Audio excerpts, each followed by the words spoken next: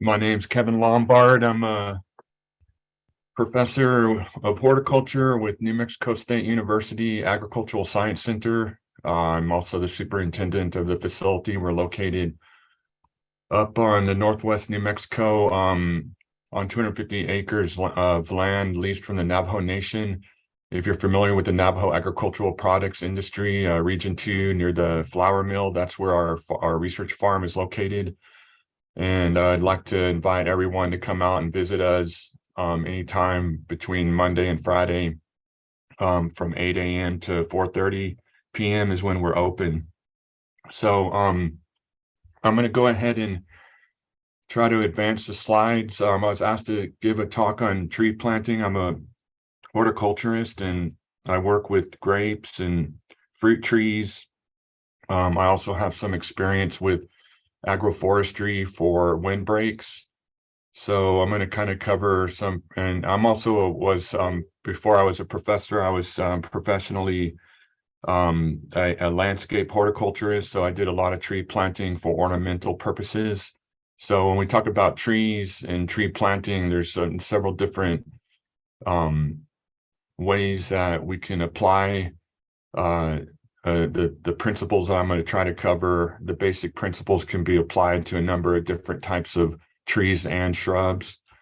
So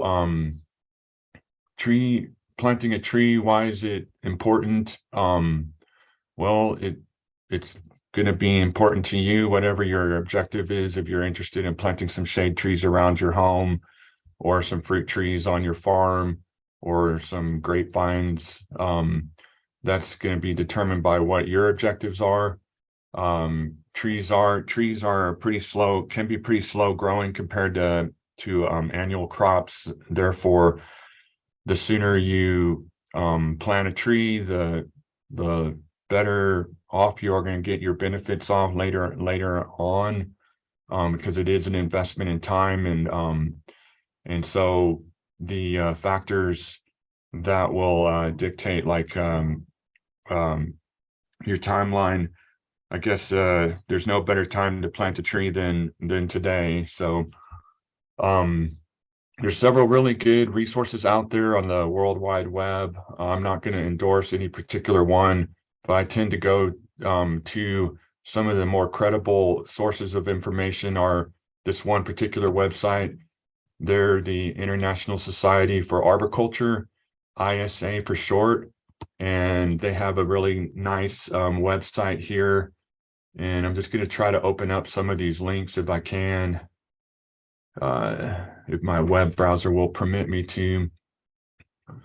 I don't know if you can see that now. Kind of exited out of the PowerPoint. Can you see that?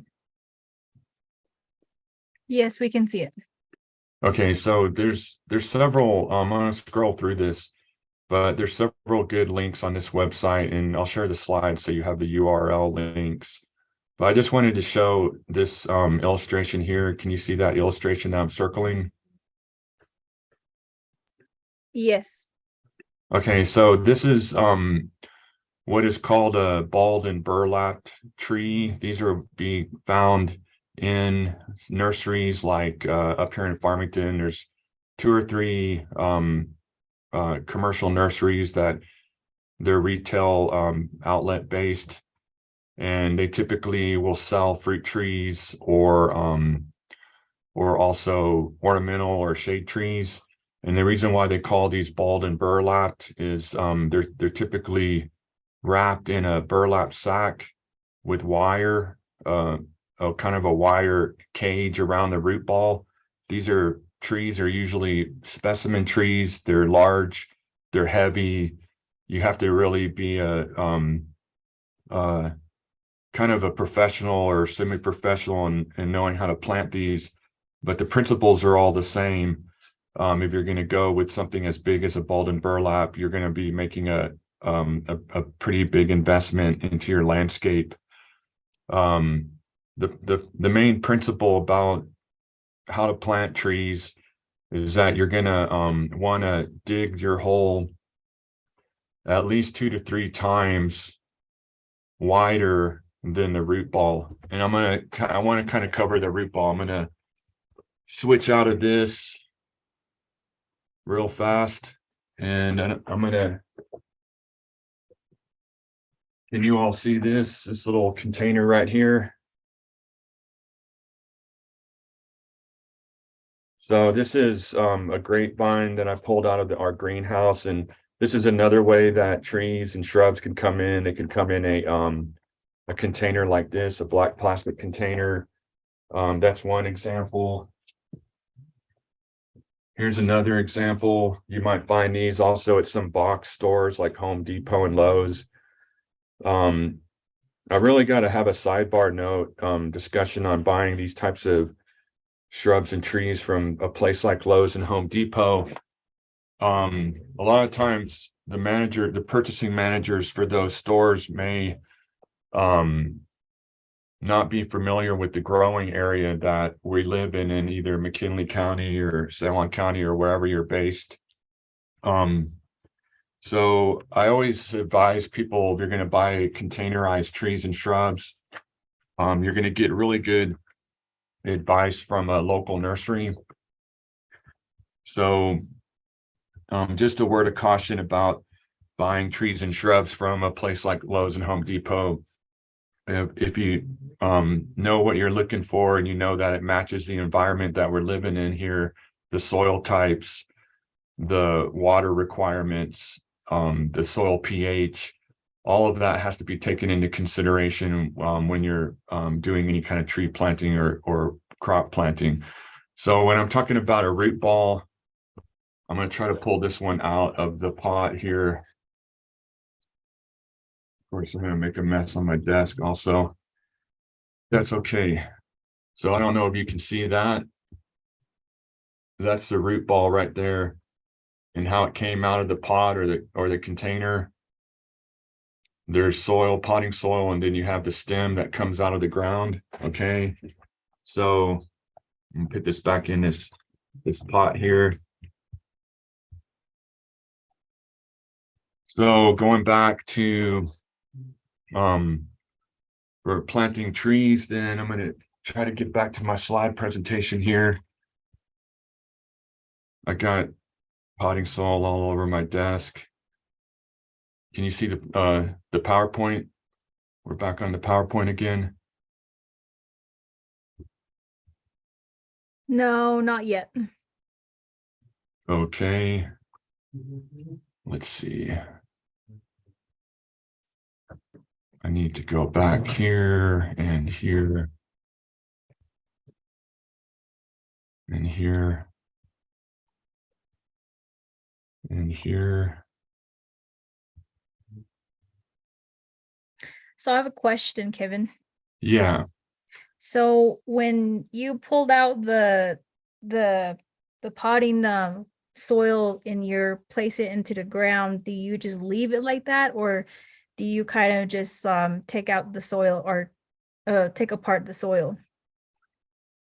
That's a good question. So you want to, when you're pulling these out, I mean, I just, I had soil come out of my pot, I kind of made a mess, but you're going to want to try to keep kind of keep an eye on what comes out of the pot, and that's going to dictate how you're going to plant it. And really, to be honest, the best way of doing this is to learn by practicing, and then go to some of these web resources that I'm going to give you and read up on them in detail when you get an extra chance. Because sometimes, and I'll try to cover this a little bit here in the talk, but sometimes, tree roots come out of the pot and they might be pot bound, or they're like loose like this one. So it's there's no single rule of thumb. But the single rule of thumb is when you're digging your hole, and of course, you have to have some tools for this. So you have to have, a shovel laying around, and kind of depending on how it comes out of the root ball, I might need to use a saw, which I have on my desk here. or some pruning shears to do some root pruning. These are my pruning shears. So my pruning shears. So there's I think we need to come back to this topic and do maybe a practicum when I can get a camera, maybe outside at the time of tree planting. So the fall is a good time to do tree planting. That's usually, around October, September, October, when it's cooled down. It's not hot like in the summer. We don't have a lot of wind in October, November. So that's a really ideal time to do any kind of tree shrub planting. Another good time to do shrub planting is in the spring when it's not too hot, but it's starting to warm up and the soil has thawed out. And not a very good time to plant trees is in the summer, because if you think about it, you're pulling something that's been in a nursery container, or it might be bare root, and the roots haven't established in the soil yet, and we have really hot temperatures during the summer. This puts a lot of stress on the tree shrub plant, and your chances of success really start to go downward planting during those months. So, but as I wanted to point out with this illustration, digging the hole, this is the root ball right here. It's wrapped in burlap. Digging that hole about 2 to 3 times wider than this root ball, and then digging it about as deep as the root ball is itself. That's the general rule of thumb. It applies across the board. And then when you're backfilling, you're going to want to make sure those roots are loose, a little bit loose, and I'll show you another picture of that here in a bit.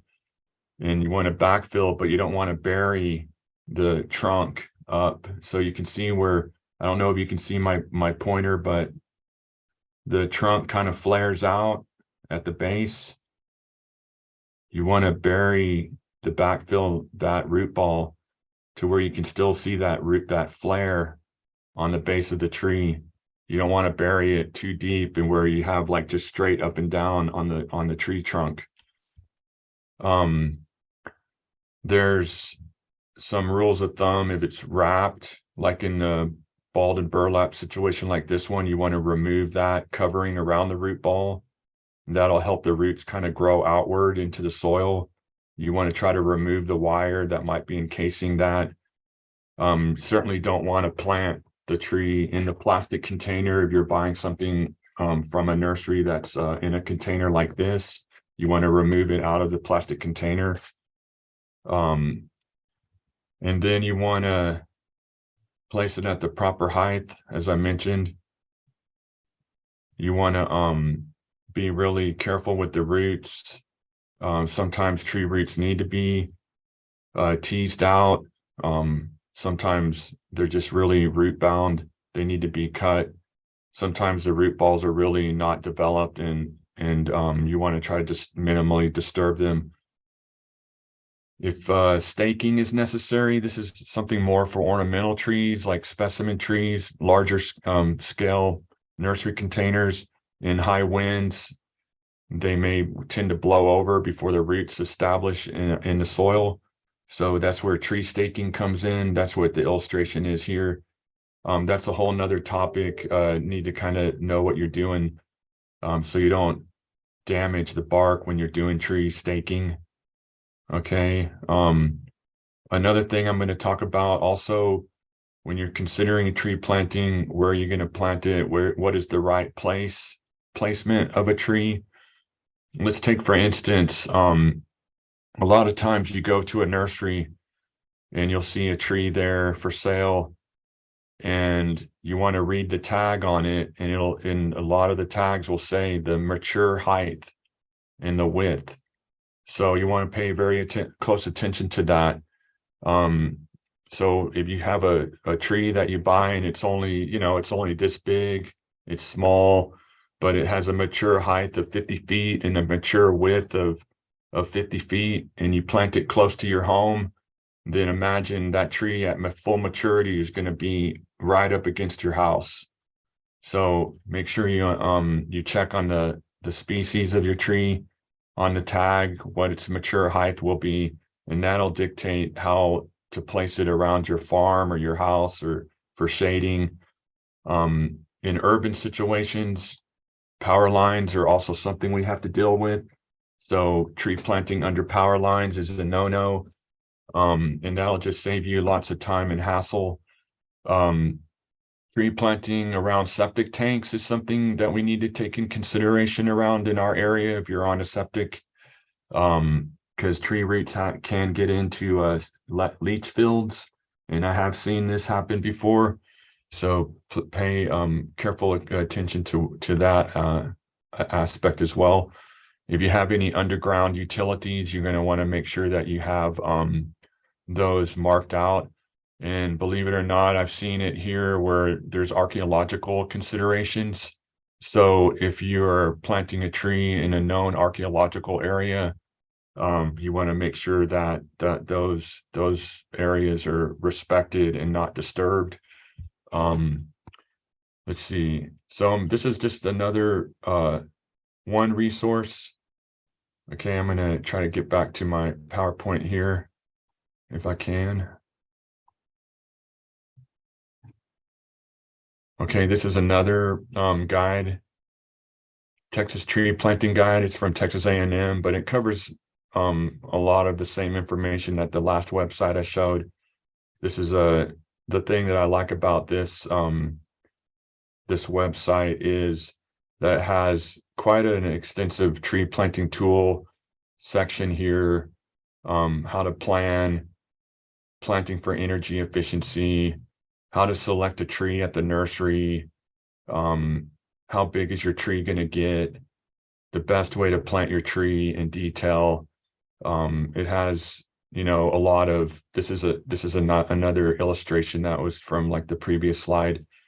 Some really good information, and it's also from Texas A&M University, which is they have great information available. So I want to give you that URL to go back to for your future readings. And let's see. We have a guide at New Mexico State University establishing fruit and shade trees, and that URL is here. So there's some guidelines. The thing, here's another one that I'm going to share in a slide presentation that you can go back to, planting your bare root fruit trees. So bare root is another type of tree that we get typically starting in February. Bare root means that the tree comes in the mail. Usually these are typically mail ordered trees. They come in the mail with no soil on them. They're not in a plastic container. They just have their roots exposed. They're in dormancy in the nursery. You usually make arrangements before you purchase these with the nursery. And then they have you set a shipping date. They come in a box. They might be filled with wet newspaper. The reason why these are nice for like fruit trees and larger, you know, if you're going to do a larger quantity of planting, these are cheap. They're affordable. They're lightweight, and you can, you know, set your shipping date. They usually will be planted like around March to April before we start getting into hot weather. They're fairly easy to plant. You just put them in the hole. You're looking for where when they came out of the ground at the nursery, there's going to be a color change on the stem. Again, this kind of comes with experience. So, but you can find these bare root trees and shrubs in places like Lowe's and Home Depots or hardware stores around our area. Also, they're usually packed in sawdust, and they're usually labeled as fruit trees. So that's another thing, something to consider is a bare root. Okay. So I wanted to make this resource available, and this University of Georgia resource has some really good information, where to plant it, what to look for when you get when you buy or receive the bare root. Some people do their own grafting. And so this is just another technique to, another topic maybe for us in the future to talk about is how to do grafting. But anyways, just something to consider. Okay. Any questions so far? I can take a break if anyone has a question.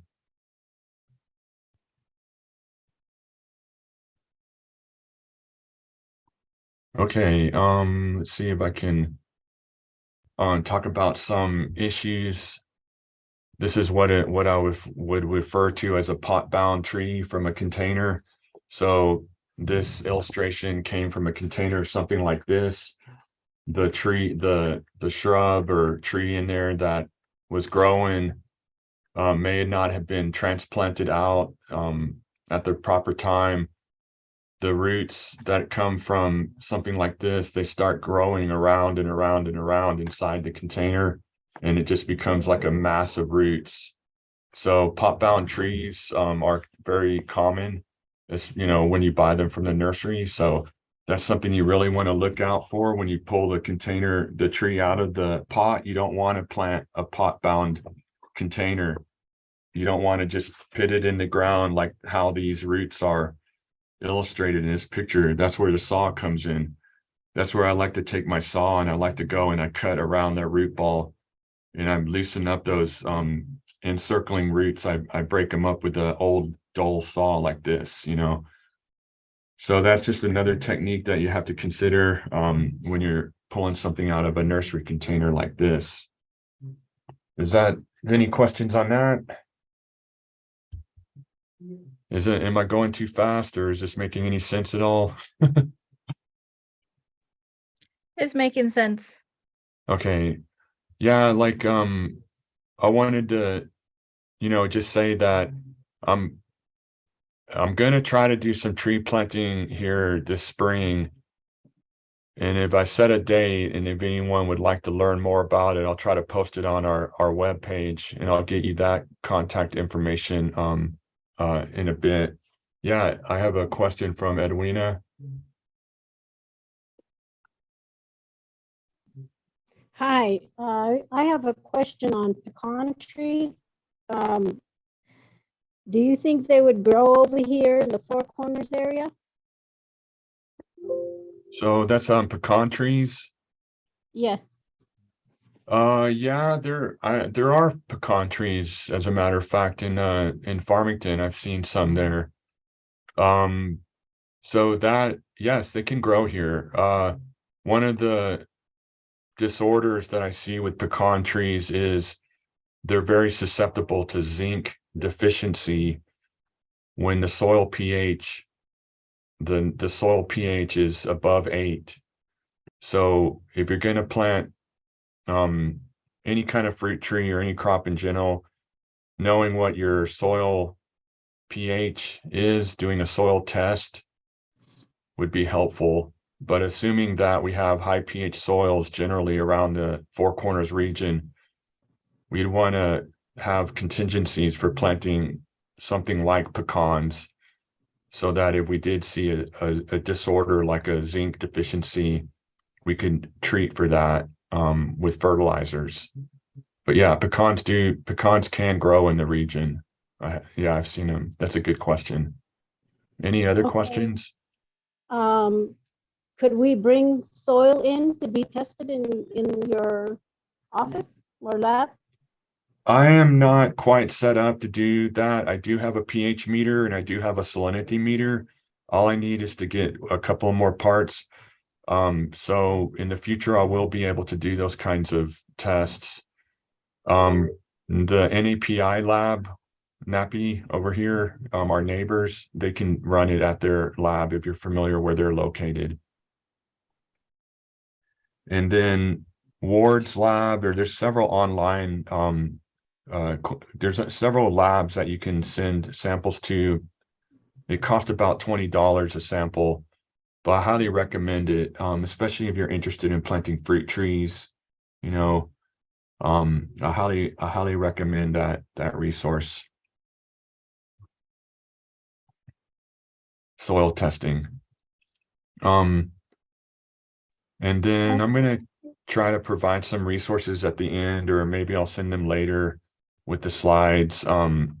There's several plant selector apps that are available that will help people get an understanding of what kinds of trees grow well in the Four Corners. And so I'll make sure I get everyone that contact information as well.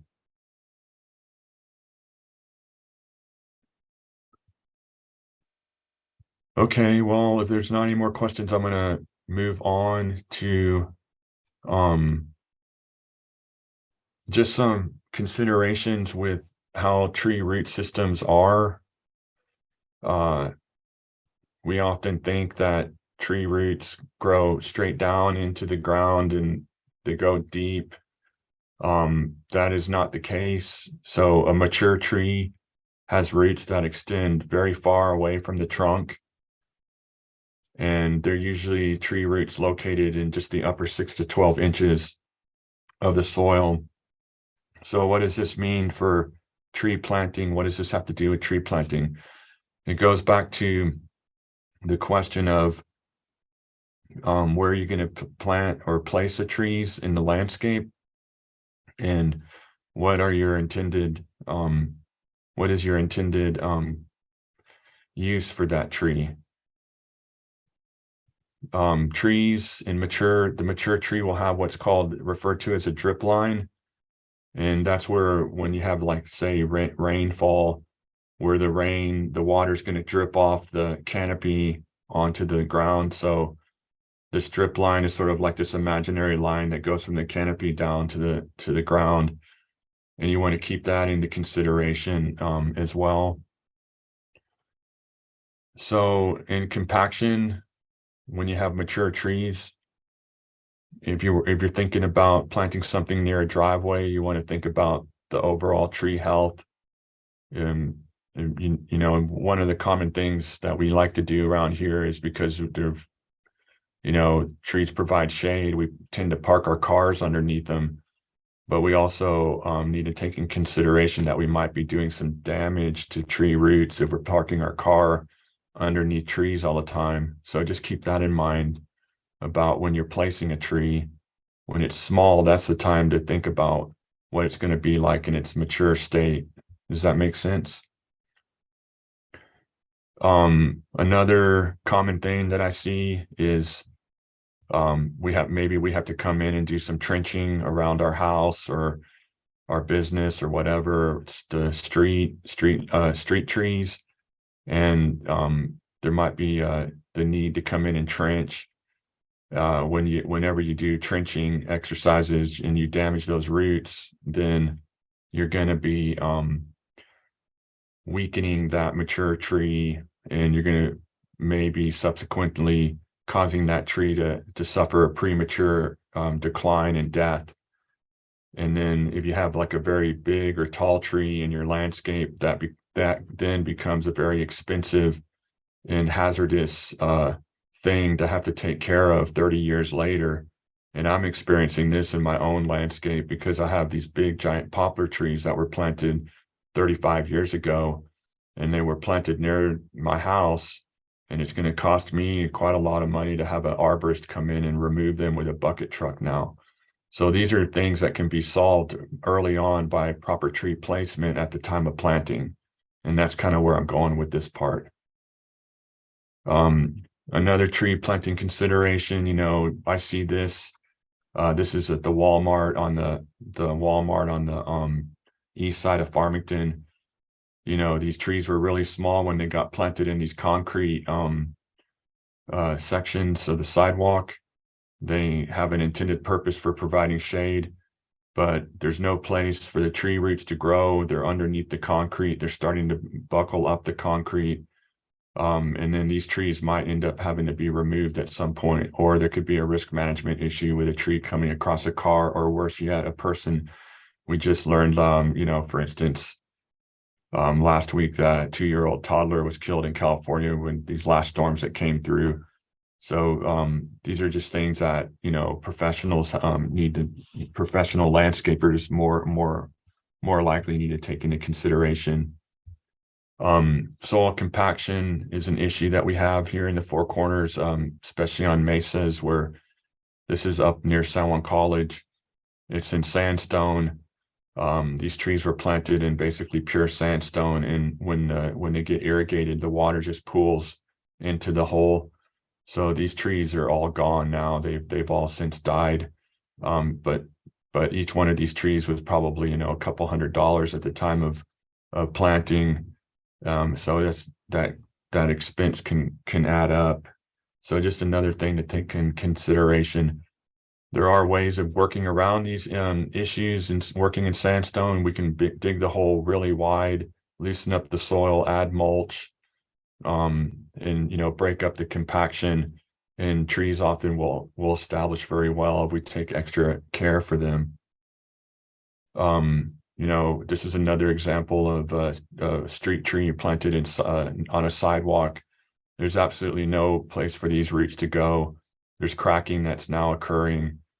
This is a risk management issue in the urban landscape. So again, like I just got back from holiday, and I always like to take pictures of trees when I'm walking around, and these are just some other examples of planting trees maybe in the wrong place.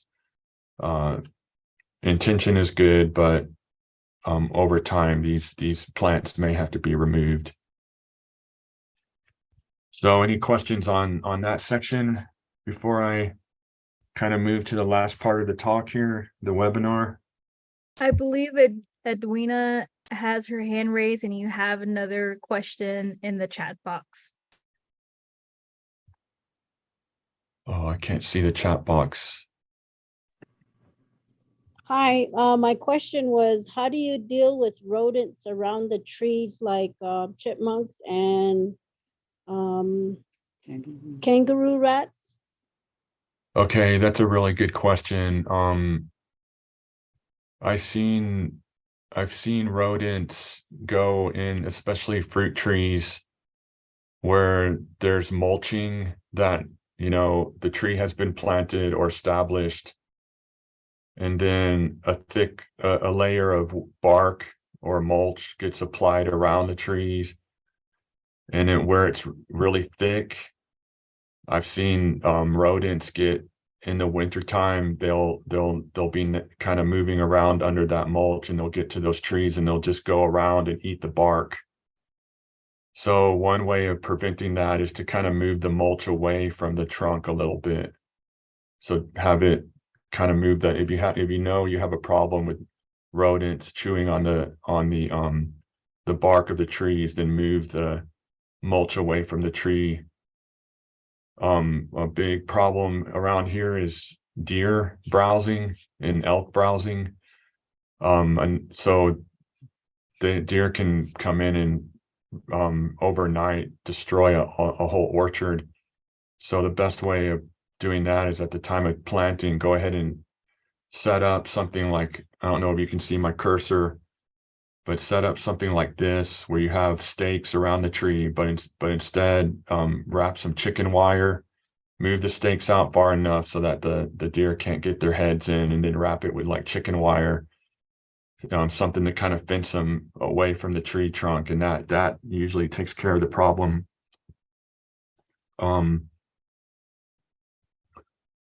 Yeah, that's a good question. Got to protect against rodent and deer browsing. Very good question. Any other questions?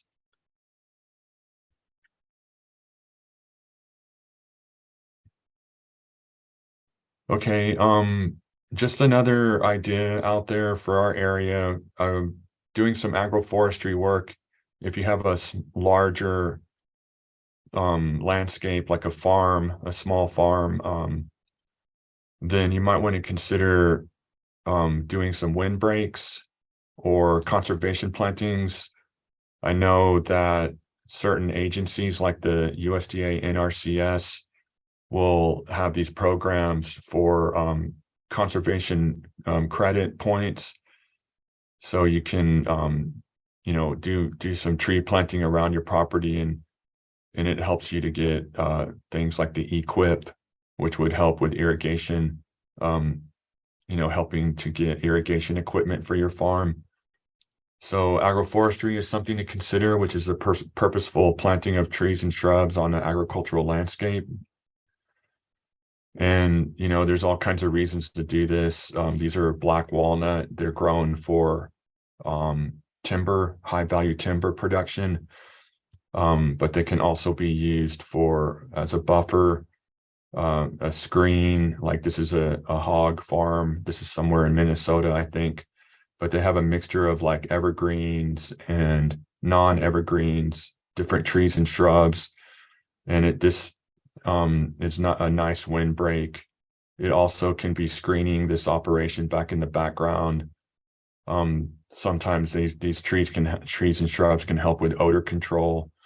So just some other options out there, something to consider if you are like a farmer and have you space. You do want to make sure when you're planting something on your farm that you're not shading out your farmland. So make sure you know where the sun is tracking and avoid places where you're going to create a shade issue later on. I mentioned that trees can be grown for fruit production or timber production. This is a real dense stand of hybrid poplar. Not the best tree to plant around a house, but it does have some merit with windbreaks around here. And this is what some of the mature tree plantings that we have here at the Science Center look like. So just some other options to throw out there. So I'm going to end it right there. I got a few minutes for questions, and I wanted to bring up our field day, which will be August 17th, 2023. Our website is, our URL is right there. So stay tuned for any announcements pertaining to events that are going to be happening here by going to our website. And I really appreciate your time and happy to take any questions at this moment. Yes, my name's Ernest Diswood, and I'm online with Edwina. And what we're doing is we got some fruit trees, but it seems like every time they bloom, we end up getting a late frost that comes in. How can we prevent that, or either keep them from blooming, or if we have to, we'll put like some structure that we can pull plastic over.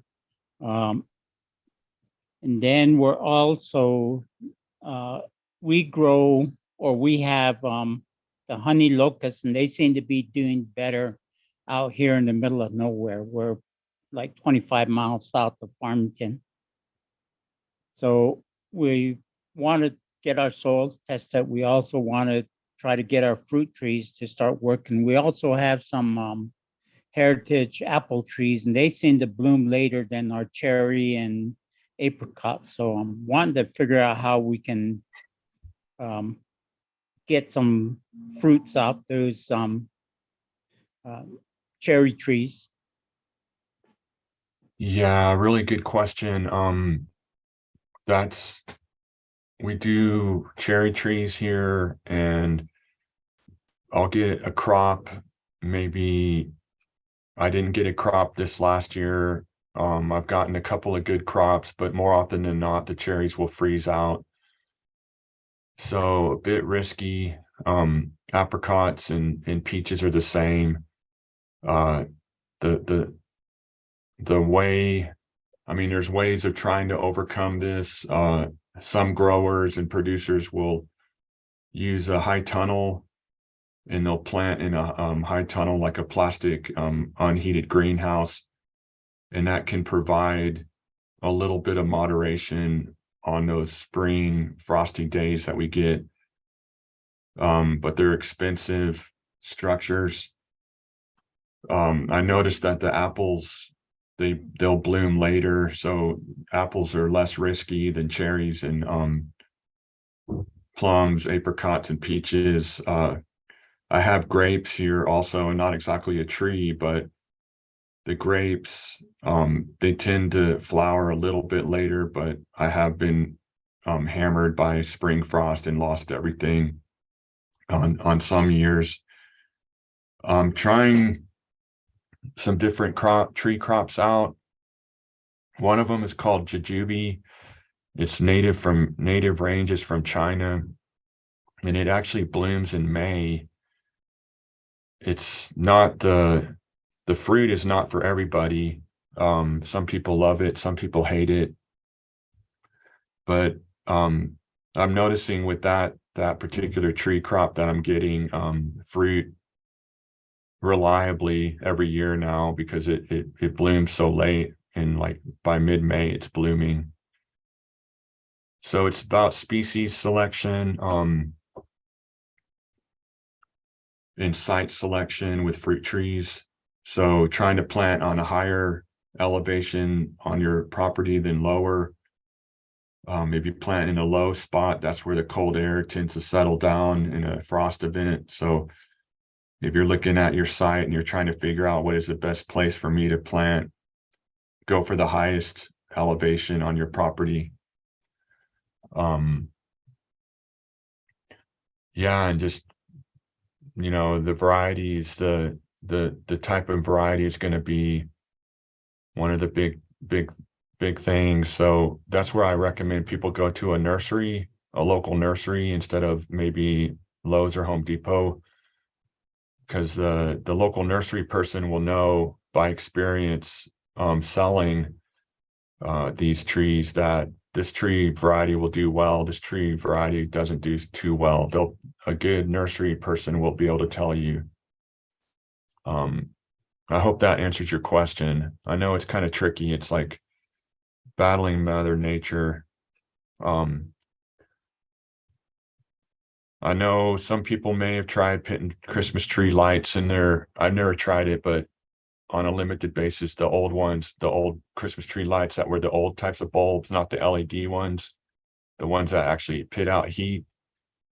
And then some people will, they'll put smudge pots in commercial orchards. A smudge pot would be something like a burn barrel with maybe some oil that you could burn overnight and generate just enough heat to try to keep those flowers from getting frozen off. And then another way is to maybe, I've seen some growers, they put fans out there, and these are big, like almost like helicopter bladed fans. They're pretty big, they're mounted up high. But I've often wondered, like, could I not get my shop fan on my tree if it was a one-time event on my backyard, and just move the air enough to where the air doesn't settle down. So these are things I haven't tried that, but it's just a thought that popped into my head. I might ought to like communicate with you separately and just see, what your site looks like and that kind of thing. This is Ernest. I do have another question. Is it too late to start trimming the fruit trees so that they become more like low growing type? Yeah, so pruning that's with fruit trees. Most fruit trees, you have to commit to pruning them after you plant. So now we're starting to get into a good time to prune. If you don't have a lot of fruit trees to prune, my recommendation is to wait as long as possible. So maybe around spring break, which would be the second or third week in March. Like anytime in March, if you don't have very many fruit trees to work with, if you have a lot, then, starting now wouldn't really hurt anything. But the longer you can delay pruning before they come out of dormancy, the more you can delay that stimulation. The fruit tree will have a tendency to stimulate to come out of dormancy when you prune it, and it starts to get warm. So I hope that answers your question.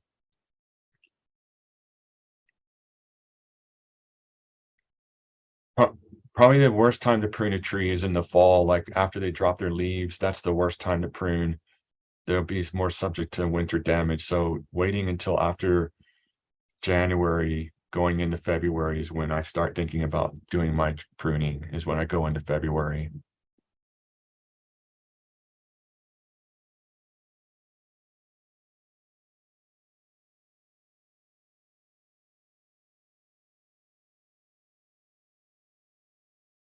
Any other questions I can answer, or?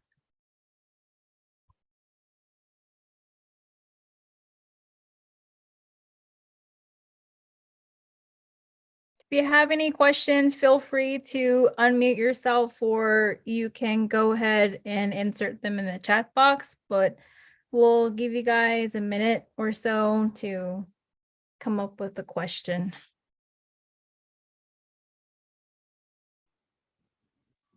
Well, I guess I have a question. So, in Las Cruces, I see a lot of fields that are covered with pecan trees. What was the meaning for that white paint that only goes halfway up the tree trunk?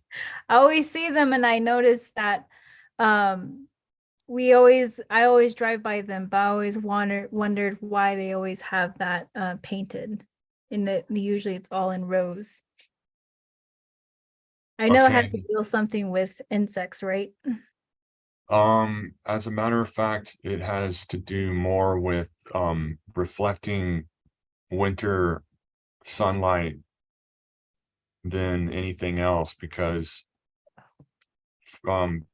like fruit trees like pecans and cherries, when they drop their leaves, they can become susceptible to having the sun burn on them in the winter time, especially. So that painting that tree trunk reflects the sunlight and it doesn't do sunburn on the bark. So that's the primary reason why tree trunks are painted white. Okay. Well, I guess I was totally way off. Well, thank you for clearing that up for me. I would have passed on the wrong information to someone else and that would have been chaotic, but thank you though. Well, with that, if anyone has any questions, feel free. If you decide to come up with a question that's probably later this evening and you just kind of wanted it to be answered by Kevin, you're more than welcome to email me with any questions and I can go ahead and forward that to him. But other than that, we'll go ahead and conclude our webinar today. And this presentation will be posted on our YouTube page next week on Monday. But we'll go ahead and look forward to our announcements. And so right here on the screen, all of you guys see that next week we do have an equine deworming webinar, which is going to be on Wednesday next week on the 11th from 5:30 through 6:30. And this will be presented by Jason Turner. He is the NMSU horse specialist. So for that one, you would just hop on our website and just register for this webinar next week. And the week after, we're not going to have any webinars. We're going to provide you guys all with the bee quality assurance in-person training. This is a free training. 2 CEUs upon verification. Lunch will be provided. This is going to be on Monday, January 16th at Navajo Technical University Hospitality Center, which is located in Crown Point. It's going to be starting from 10 a.m. all the way throughout 1 p.m. And this will be presented by Dr. John Wenzel. He's the NMSU Extension Veterinarian. So if you guys have any questions, feel free to email us, and the registration is required for your certification. So if you want to scan that QR code to register or head over to our website, you're more than welcome to. But that's just an update for you guys on what's coming out next week and the following week after that. So if you guys want to head over to our YouTube, or not, sorry, our website, you'll find all that information there. We post our webinars every week on our Facebook page, and we have all of these webinars that are recorded, then transferred over to our YouTube channel.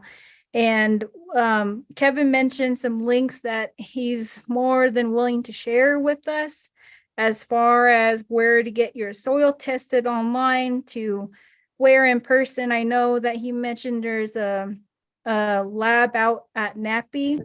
I believe Kevin will go ahead and provide that information with me, and I'll drop that description down in the YouTube under his presentation for you guys to locate, and the additional sources that he had laid out throughout the whole presentation, that will be on there as well. But that will conclude our presentation today. Sorry, I'm blabbling, but appreciate all of you guys for taking the time to join us this evening, or not this evening, this afternoon. I haven't had my second cup of coffee today, so but thank you all for joining us, and I hope you guys have a good rest of your Friday, and enjoy the weekend, and thank you all for attending. This is Ernest Diswood. I do have one more question. Sure, go ahead. I wanted to know if there's any trees that Kevin would suggest for these areas. We're doing conservation work, and we've had some structures that we put in check dams, and the water's collecting behind them, and I'm wanting to try to put some trees in those areas. So I'm just wondering if he has any suggestions as to the species or varieties that he would recommend. Yeah, so that's a really good question. I did put one resource in. It's called Southwest Plant Selector app, and it is available free download if you have an iPhone or iPad. Unfortunately, it's not for any other phone platform, but it does have a map of the state of New Mexico that can be searched. Another good source of trees is New Mexico. I'm going to try to find a link here real fast. New Mexico State Forestry, and actually this is a excellent, if I can get the right the link, or I might just have to send this to for later, but there is a conservation tree program. I'm just gonna give you a link here in the chat box, and it is conservation seedling program, and you have to order them on a first come first served basis, but they're very cheap, affordable. I mean, very affordable, and they're the species that grow best in New Mexico. I've had great success with these, starting them off as little tiny seedlings, very affordable, and then growing them up to like full grown. I have some that are full grown, 15 feet tall ones now that were planted less than 10 years ago. So I don't know if you can see those resources in the chat, but that's some other resources. Yes, we can see them. And if you have any other questions, feel free to reach out to me through the program, and I'll make sure I get you the right information you need.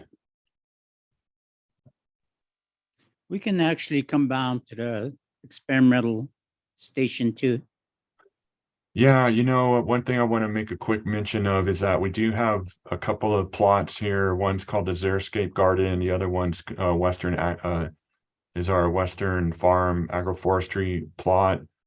And there's a number of trees and shrubs in there that we have the list for, and the plots have been there for 20 years, and so we're pretty confident about how well they'll perform in the Farmington area.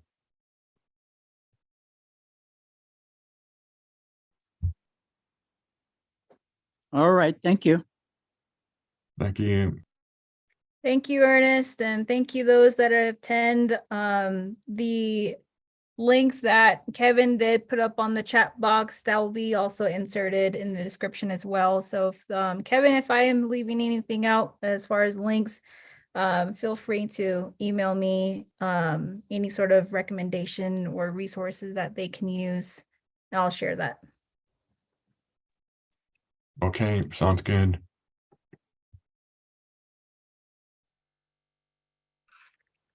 Okay. All right. Well, good afternoon, everyone. Thank you all for joining us. My name is Mikhail Lantana. I am the field specialist for the Navajo Sustainable Agriculture Project.